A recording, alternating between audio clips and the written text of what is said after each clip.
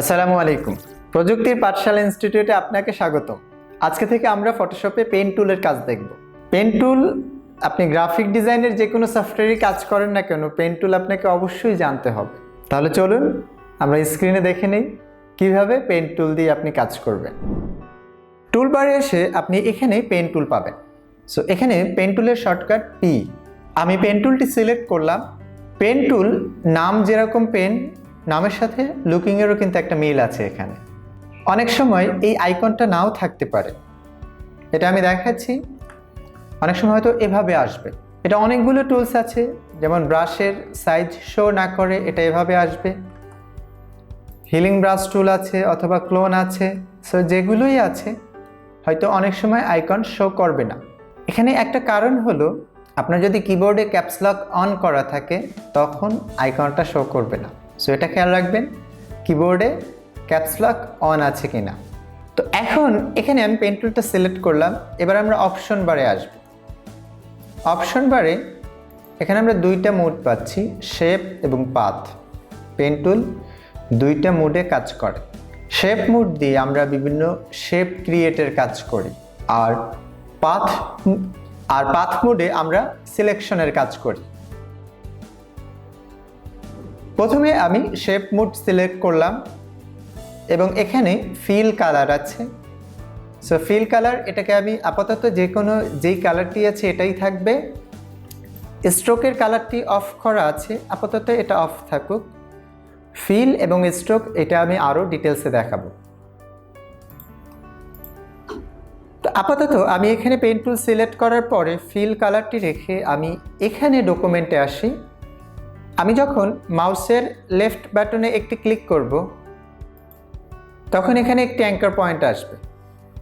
এবার আমি এখানে একটি ক্লিক করলাম, এখানে আরেকটি অ্যাঙ্কার পয়েন্ট এসেছে। আপনি যতবার ক্লিক করবেন ততবার এরকম অ্যাঙ্কার পয়েন্ট আসবে। তো এখানে আমি এভাবে ক্লিক করে আমরা এরকম নতুন নতুন অ্যাঙ্কার পয়েন্ট নিতে পারি। যতবার ক্লিক করবেন ততবার অ্যাঙ্কার পয়েন্ট আসবে।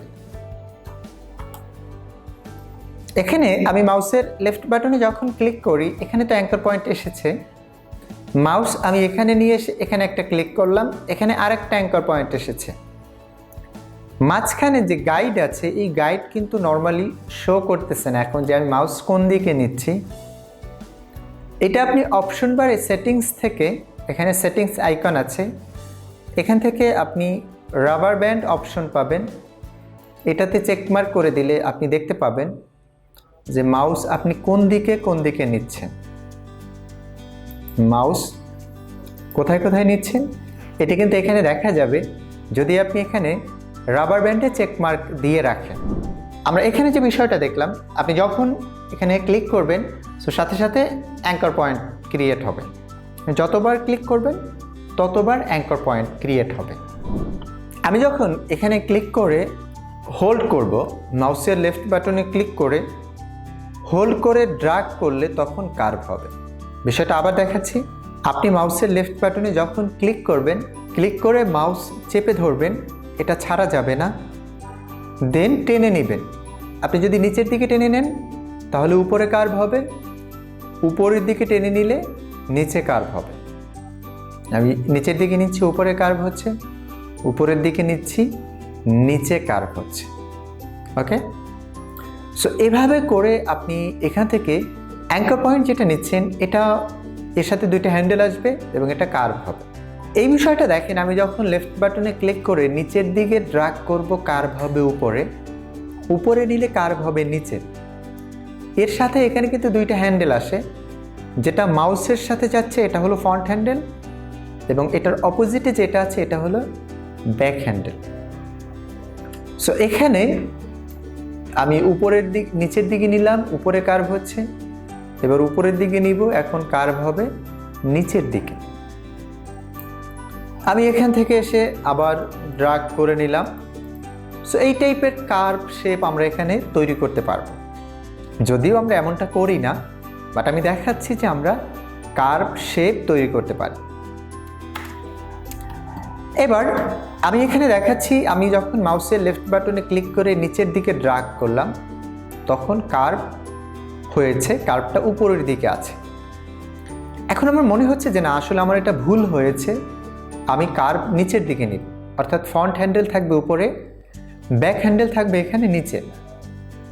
সো সেক্ষেত্রে আমি কন্ট্রোল জেড দিয়ে আন্ডু দিয়ে আবার আমি এখান থেকে নিতে পারি। বাট সেম একই ভুলটা আমার কিন্তু হচ্ছে, এটা বারবার হতে পারে, কারণ নতুন হিসেবে আমি কাজ জানি না। সো আমার এই ভুলটা কিন্তু স্বাভাবিক। তো এই অবস্থাতে আমি আন্ডু না দিয়ে আমি কি করব, কিবোর্ড থেকে কন্ট্রোল চেপে ধরব। পেন টুলে থাকা অবস্থায় কিবোর্ড থেকে কন্ট্রোল চেপে ধরলে আমি এটাতে ফন্ট হ্যান্ডেল যেটা আছে এটাকে নিচে নিতে পারি। সো এটা শুধু ফন্ট হ্যান্ডেল না, এখানে মেইন কাজ হলো আমি দুইটা হ্যান্ডেলকেই কন্ট্রোল করতে পারবো, অর্থাৎ এটার পজিশনটা আমি এখান থেকে চেঞ্জ করতে পারবো, মুভ করতে পারবো কিবোর্ডে কন্ট্রোল চেপে ধরে। আর যদি যে কোনো একটা হ্যান্ডেলকে আপনি ছোট বড় করতে চান অথবা একটা হ্যান্ডেলের পজিশন চেঞ্জ করতে চান, তখন কিবোর্ড থেকে অল্টার চেপে ধরবেন। আর ম্যাক ইউজার যারা আছেন তারা কিবোর্ড থেকে অপশন কি চেপে ধরে আপনি যে কোনো একটা হ্যান্ডেলকে আপনি এখান থেকে কন্ট্রোল করতে পারবেন। ধরে নেন এ পর্যন্ত আমার কাজটা এখানে ঠিক আছে, এখন আমি এখান থেকে সমানভাবে নিব, বাট এই হ্যান্ডেলটার কারণে আমি কিন্তু নিতে পারতেছি না। তো তখন আমি কিবোর্ড থেকে অল্টার চেপে ধরে আমি এটাকে উপরের দিকে নিয়ে নিব, অথবা এটা ছোট করব, যেহেতু অল্টার চেপে ধরলে আমি যে কোনো একটা হ্যান্ডেলকে আমি যা খুশি তাই করতে পারি। সো এখন আমি আমার মতো কাজ করতে পারবো। এখানে যদি আপনার মনে হয় যে না, ফন্ট হ্যান্ডেল যেটা আছে এটা আসলে আমার দরকার নেই, সো কিবোর্ড থেকে অল্টার চেপে এই হ্যান্ডেলটাকে আমি এখান থেকে কেটে নিচ্ছি। সো এই কাজটা হলো এখান থেকে ফন্ট হ্যান্ডেলটা কেটে নেওয়ার কাজ। সো এভাবে করে আপনি এখান থেকে পেন টুল দিয়ে কাজ করতে পারবেন। আমরা এতক্ষণ যে বিষয়টা দেখলাম, পেন টুলটা এভাবেই কাজ করে। আপনি মাউসের লেফট বাটনে যখনই ক্লিক করবেন একটা অ্যাঙ্কর পয়েন্ট আসবে, লেফট বাটনে ক্লিক করে হোল্ড করে ড্র্যাগ করলে তখন এটা কার্ভ হবে। কিবোর্ডে কন্ট্রোল চেপে ধরে দুইটা হ্যান্ডেল কি মুভ করতে পারবেন, আর কিবোর্ডে অল্টার চেপে ধরে যে কোনো একটা হ্যান্ডেলকে বড় ছোট অথবা এটা কেটে নেওয়া যাবে। এই কাজটাই মূলত পেন টুলের। আমরা অনেকেই পেন টুল সম্পর্কে যারা মানে ফটোশপে আপনারা যারা আছেন কিছুটা বেসিক জানেন, হয়তো এই কথাটা শুনেছেন যে পেন টুলটা আসলে অনেক কঠিন, এটা শিখতে অনেক সময় লাগে। তো এটা একদিক দিয়ে আসলে এটা সত্য কথা, আপনি প্র্যাকটিস ছাড়া এটা তো আসলে আপনি কখনোই শিখতে পারবেন না। কিছুটা কঠিন আছেও, বাট যতটা বলা হয় অতটা কঠিন না। আমরা এই যে বিষয়গুলো দেখলাম এটা দিয়ে আসলে কাজ করা যায় পেন টুলে। এখন আসলে আমরা যে বিষয়গুলো দেখলাম এটা আসলে আপনাকে যেটা করতে হবে যে এই কন্ট্রোল অল্টার টেনে ড্র্যাগ এইভাবেই আসলে আপনি শিখতে পারবেন না, এটা প্র্যাকটিক্যালি শিখতে হবে। সো এই বিষয়টাই এখন আমরা দেখাবো যে আপনি প্র্যাকটিক্যালি আরও কিভাবে এটাতে কাজ করবেন। সো এখানে শেপ মোডে রেখে আপাতত আমরা দেখাচ্ছি ফিল কালারে ক্লিক করলে আমি এখান থেকে কালারটা অফ করতে পারি। সলিড কালার যেগুলো দেওয়া আছে এগুলো যেগুলো আমি রিসেন্টলি ইউজ করেছি এটা এখানে আছে। তারপরে RGB CMYK গ্রে স্কেল সহ এখানে একাধিক কালার দেওয়া আছে। চাইলে আমি এখান থেকে একটা গ্রেডিয়েন্ট কালার নিতে পারবো, আমি চাইলে প্যাটার্ন ইউজ করতে পারবো, অথবা আমি কালার পিকার পাবো, এখান থেকে আমি যে কোনো কালার দিতে পারবো।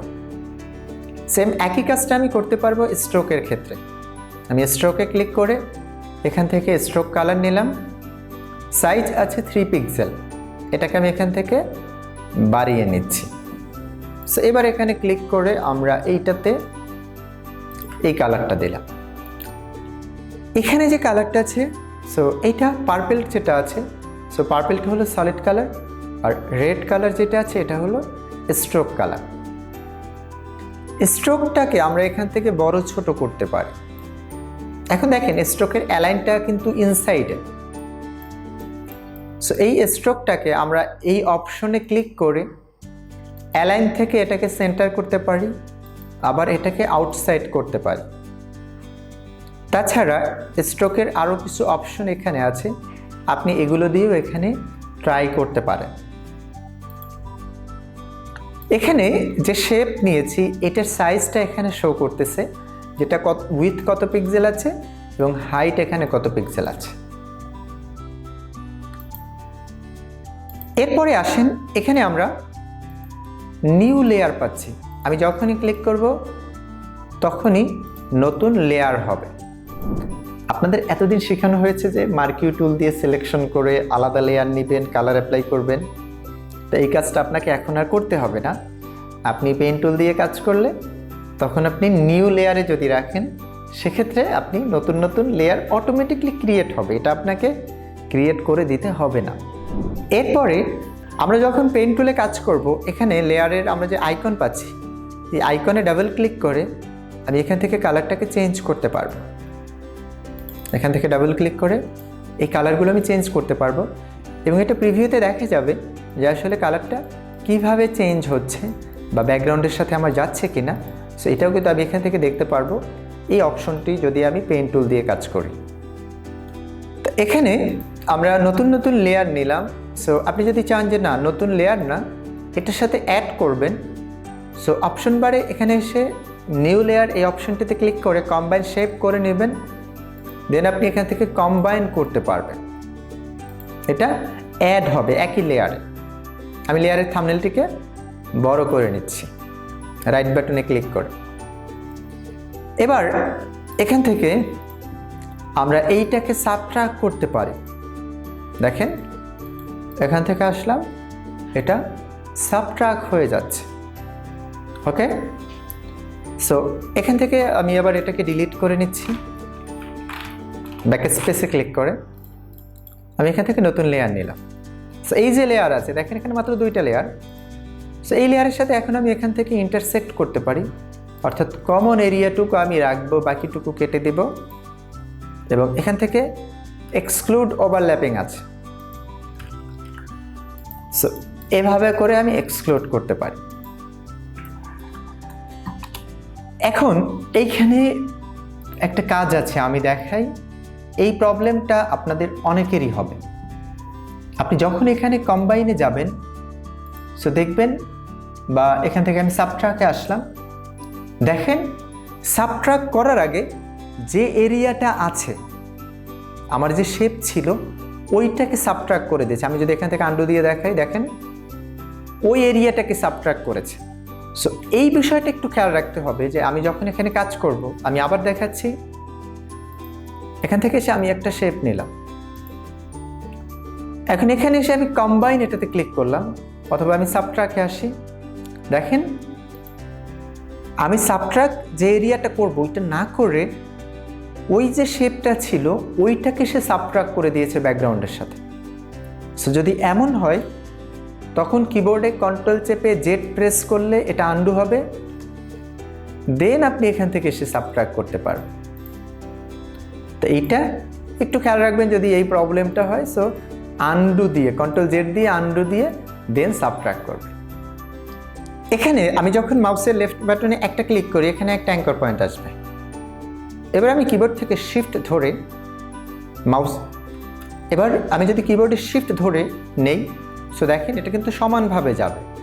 আপনি কিবোর্ডে শিফট ধরে নিলে সো তখন এটা সমানভাবে যাবে। সো শেপ এখানে সমান হবে। সো এভাবে করেও আপনি এখান থেকে পেন টুল দিয়ে শেপ ক্রিয়েট করতে পারেন। আজকের ক্লাসটি এ পর্যন্তই। আজকে আমরা এখানে দেখেছি পেন টুলে আপনি কিভাবে শেপ মোডে রেখে কাজ করবেন। পরের টিউটোরিয়ালে আমরা দেখব পেন টুল দিয়ে আপনি কিভাবে পাথ মোডে রেখে কাজ করবেন।